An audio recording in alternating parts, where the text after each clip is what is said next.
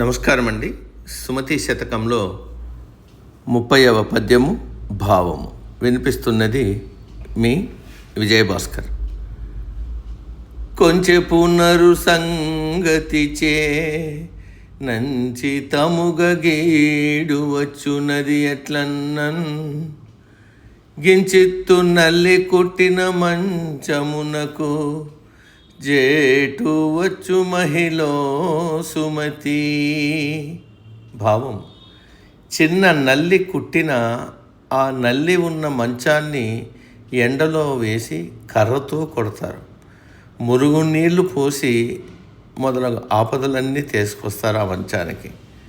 ఆ విధంగానే అల్పుడైన వానితో స్నేహము ఎట్టి వారికైనా ఆపదను తెచ్చిపెడుతుంది. సమాప్తం. సర్వే జన సుఖినో భవంతు. అందరూ బాగుండాలి, అందులో మనము ఉంటాము.